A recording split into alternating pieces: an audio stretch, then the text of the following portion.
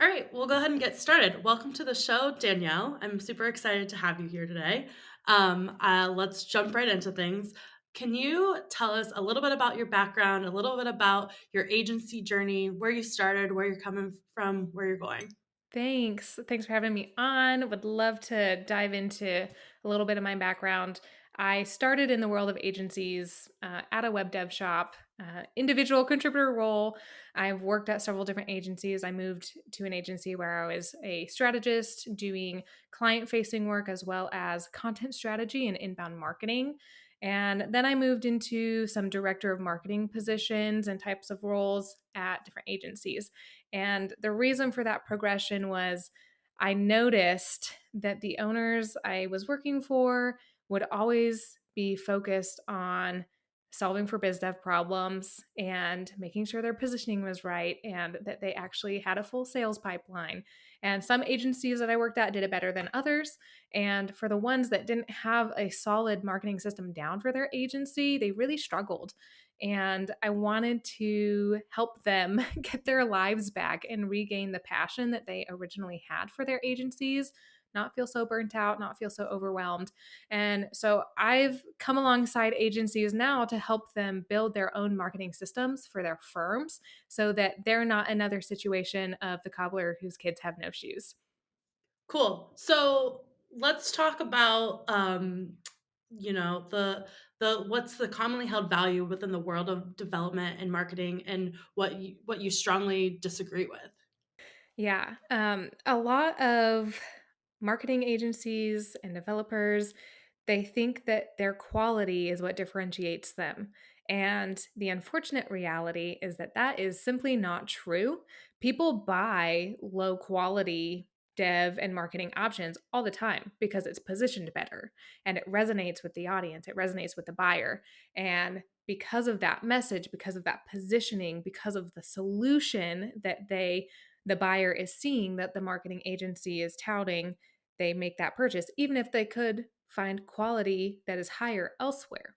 And so a lot of firms really struggle getting past that mindset of, well, my quality speaks for itself. Nowadays, it really doesn't. It does in some situations. So don't take me out of context all the time there.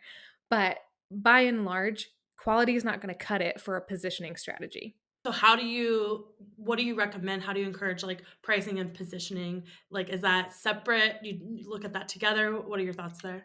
They're really closely tied. When you're positioned properly, especially when you're positioned as not just a subject matter expert, but an industry expert, you're able to price like an advisor, like a consultant, as opposed to pricing like implementers. As we all know, marketing becomes more and more commoditized year after year. Even the specialty trades of marketing, like graphic design, they've already been commoditized. They've been commoditized for years. Web design has been commoditized, and content has been commoditized. And this is going to continue to happen. What cannot be commoditized as easily is the strategic thinking, the critical thinking, the industry knowledge, and the experience to guide clients through different circumstances. And so, agencies that are able to position themselves among an audience that is very focused, niche down into an industry vertical is what I recommend. They are able to provide solutions that are most relevant. They're able to speak the language of their audience base, of their clients, and they're able to get ahead of different market forces that are changing the dynamics of their client base too. And because of those aspects of their positioning, they're able to charge more too, and the client sees them as more valuable. So initial customer value is higher, and customer lifetime value is higher when you're positioned that way. So positioning and pricing very closely linked. Yeah, I totally agree. So how do you think about it? Like, what are your recommendations to try to niche down and to try to find those verticals? Because like some of our clients do that, some of not so well. So like, how should we think about that? Well, first, I want to start by saying if you are a generalist agency right now, it can be hard to find a focus, to niche down. And so I just want to acknowledge that it is hard and you just have to push past that struggle and be willing to focus. Now, a lot of times there's some pushback here because you might feel like you're putting yourself in a box, you're limiting yourself maybe, and that you'll have to lose out on opportunities. And that is a mindset that a lot of people do have. I like to kind of open your eyes a little bit more and show you how the box actually gets a little bit bigger because you are able to offer something that no one else can, as opposed to being the same as a bazillion other agencies out there. So you actually become a better offer. And so you open up new opportunities for yourself. You know who to connect with on LinkedIn and start conversations with. You know who to establish marketing partnerships with and do networking with. You know what events to go to. You know what associations to join. You know where to go find your audience, basically. So you can also be doing inbound marketing and lead generation through digital means, but you can also be actually going to your audience, which a lot of that art and practice I think has been lost over the last decade or so. And agencies that get back into that do so much better. So niching down really helps there. And the other thing that I would say is it's okay if you start with maybe three. If you're a generalist and you start with three to focus down, and then you really get specific on helping those audiences, and then you narrow it down to one again, that will help give you some clarity. Now, how do you go about picking even just those three? Well, you can look at a couple different things. One, what do you know? Who are your best clients? Where do you find you lend the most advice in an actual industry space as opposed to just doing a lot of work? The other thing too is your team needs to be passionate about the industry too. So make this a collaborative conversation with your team, especially the key players, your A team, the people that have been with you a long time, the people that are the face of your agency as well. Look also at the market. Is that industry growing? Is it shrinking? What is it looking like? Is that an industry that you would just on a random evening be interested in reading news about? That's a good indicator. That might be a good thing to pursue. So maybe in an agency and you're really into beer and wine and brewing and distilling processes, and that just really lights up your world in the evenings. Can you position yourself to market to breweries and distilleries? Yes, you can. Maybe you're really passionate about, it could even be something just very practical. Of course, like construction, you might have come from a construction background. So you find yourself being able to position yourself to those tradespeople a lot better. So look at those options. I do have a niche picking workbook on my website that is available that guides you through the process and some things that you can write down, some questions to answer, some market analysis that you can do with your team too. So people can download that for free on my website if they want. I love that. It's finding where, like, your passion and where your excellence lies and, like, that and your purpose all come together. Love it. Yeah, leaning into your strength, but also recognizing like maybe you love, maybe you love, gosh, I can't even think Like, of anything random. dogs, like, animal shelters, like, go find your passion. Yeah, I know, I love it. Awesome, okay. What do you hear all the time from agencies, about why they price their services the way that they do? Usually, agencies are pricing as a cost and materials type Mhm, of pricing model. So they will look at, okay, what are my hourly costs for the employees doing this and the cost of materials to do this, any softwares that we're paying for to deliver on this work, any physical like print costs for media. mhm. And then they add a percentage on top of that.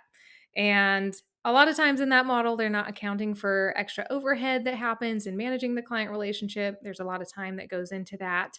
But that's usually what they do.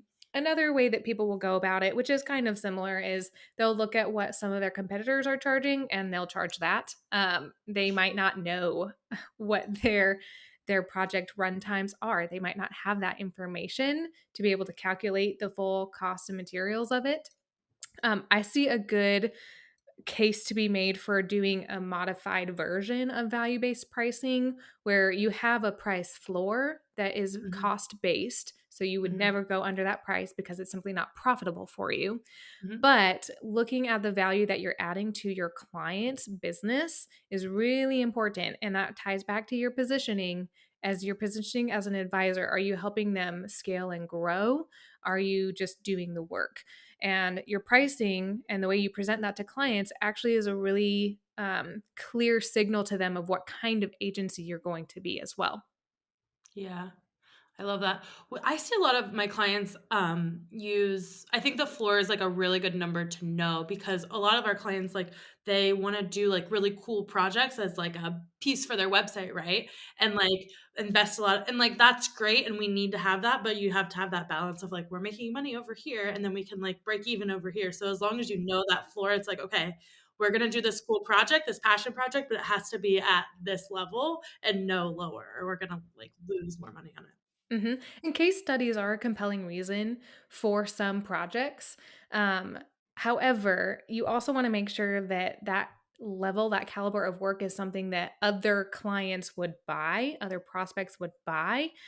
Because if you deliver a $100,000 website, but your target audience can only afford $15,000 websites, but they see your work on a $100,000 website, that's what they're going to expect. And that's not what you're going to be able to deliver. So you have to balance that too.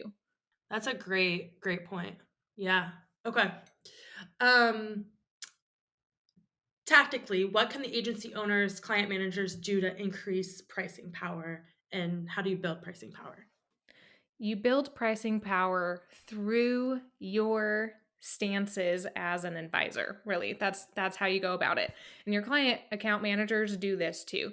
And you have to train them to do this as well in how they speak with clients and how they proactively go about providing solutions instead of just reacting to client requests. So there's some training and policies and procedures that need to be built into your operation structure for this too, but it starts in the sales process. Gets carried in through operations, and then you repeat the cycle. If you've got retainer clients, you're continuing to delight to add value to their business. Another thing that you can do is identify what tactics are going to be working best for clients. So this is a tactic for the tactics, where if you are working with a specific group of business owner types or businesses, then you can see, well, within the world of marketing, this works best. Within the world of sales enablement, this works best for these kinds of businesses. Because there are so many tactics out there that work well for certain industries and don't work at all for others.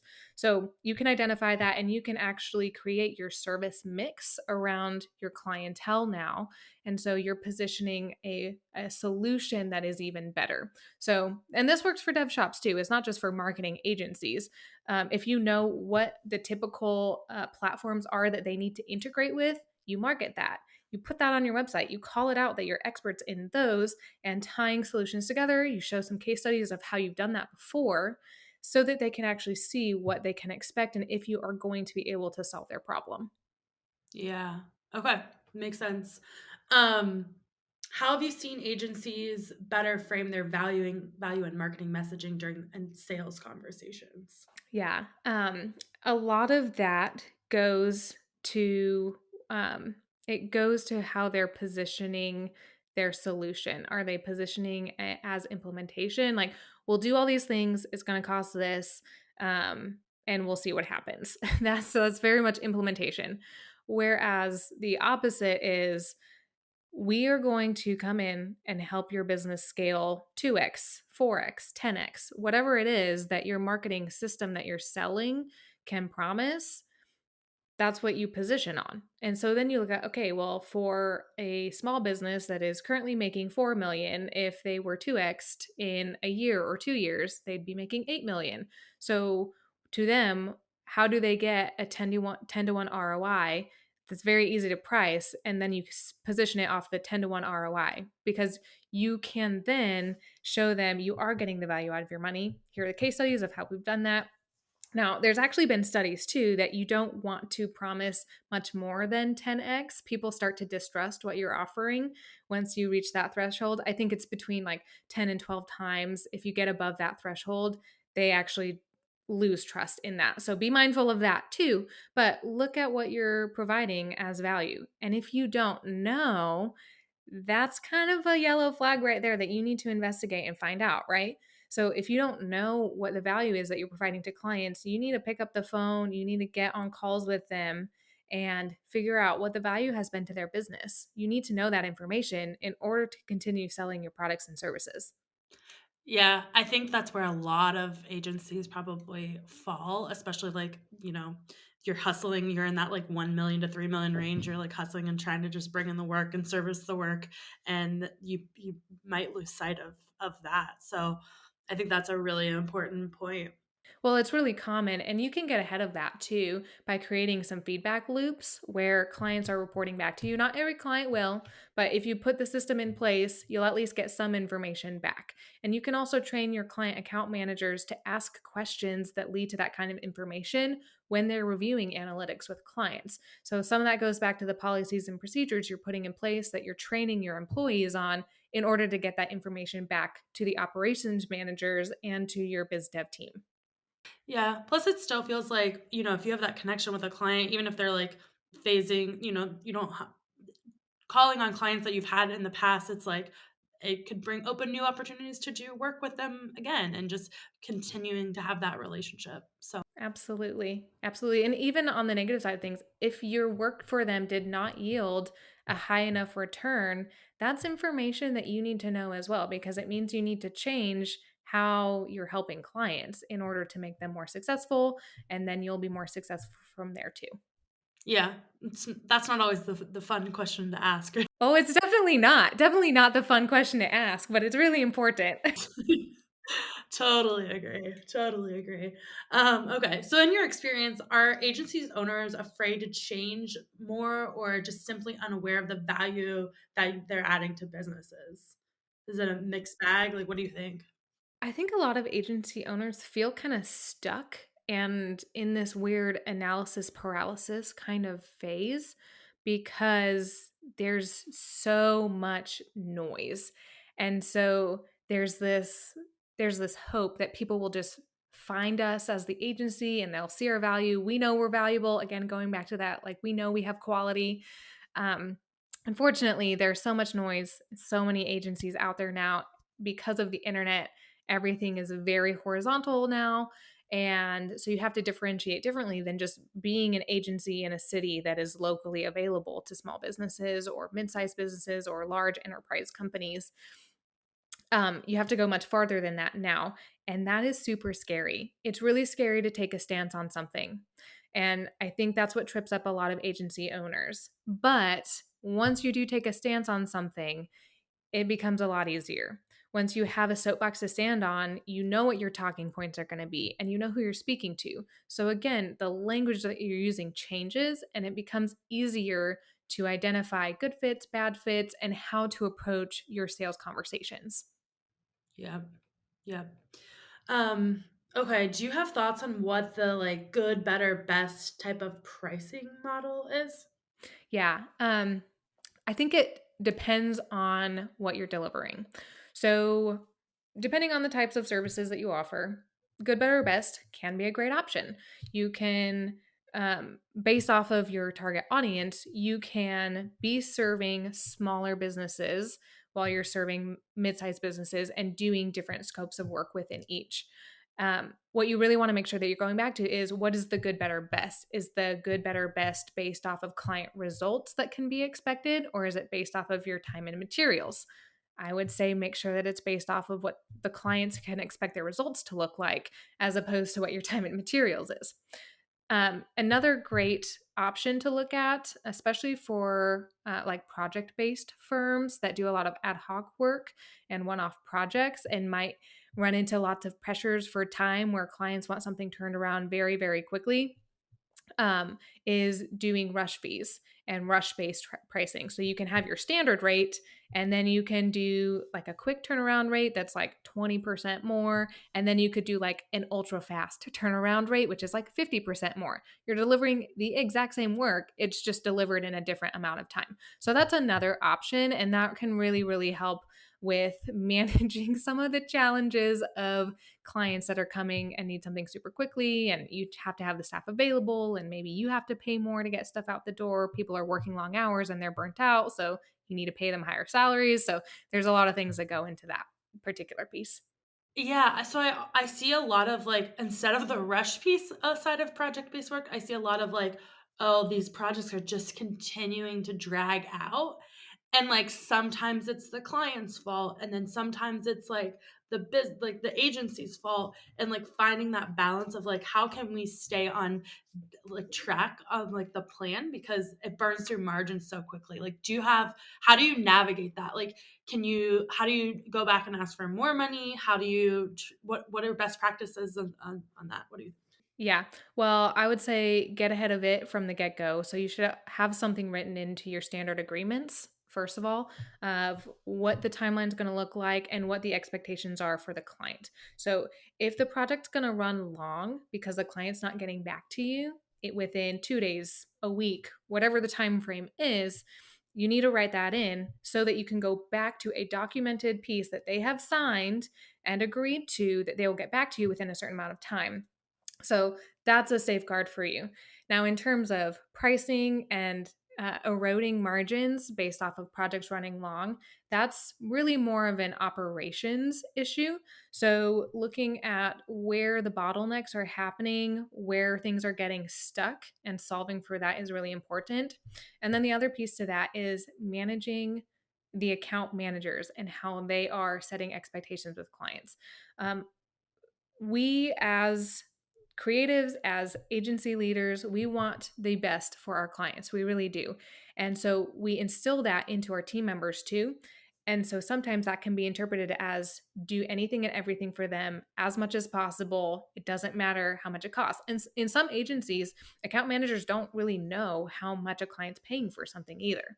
So I think going back and looking at, well, how have I set expectations with my account managers? Are they over delivering here and over communicating because of expectations I've set that need to be reset internally and with clients? Or is it really a client issue? Then, if you have a client that's just really stringing a project along, there are cases where you simply have to end the project. And if they want to continue going, then it's going to count as a new project. It's going to get a new scope of work, a new timeline, and you can proceed from there. You can also write some of that into your initial agreement, depending on the work you're doing and some standard timelines. yeah, yeah. See that a lot. I think those are really good pieces of advice. Um, okay. What is something that you and your team have recently launched or accomplished or something that you're super proud of right now? Yeah, I am really excited about a guide that we're putting together on.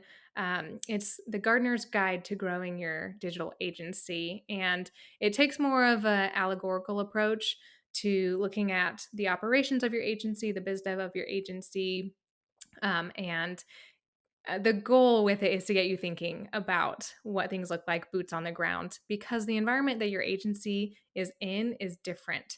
Not every agency is the same, and not all of your team members are the same. And there's a lot of life lessons to be learned from what we see around us. And I'm a big gardener, and so it just translates really easily. I see a lot of it when I go garden. I'm like, I wish people could just like understand these principles. It would make their lives so much easier. So that's what we're pulling together. I'm really excited about that. That'll be up on the website soon too. Awesome. I love that. Um, cool. Want to leave us with what's your favorite quote? Oh, what's my favorite quote? I don't know if it's a full quote, but something that I say a lot is done is better than perfect. And this is really important for creatives that struggle with perfectionism and getting marketing materials out the door or reaching out to that person. Like, it's okay to not be perfect. Done is better than perfect. If you can get it to 80, 90%, launch it, and you can always go back and tweak it again. But if you get it to that point and launch it, you will get much more yield from launching it than if it just sat in the back corner of your brain for much more longer. Yep. Yep. I love that. Awesome. This has been great. Thank you so much. Can you leave the audience like where to find you, how to contact you if they want to learn more about what you guys are doing? Sure. Well, thanks for having me. I'm most active on LinkedIn. So you can find me on LinkedIn. Would love to connect with you there. And you can also find me at gettingmomentum.com. Awesome. Thanks, Danielle.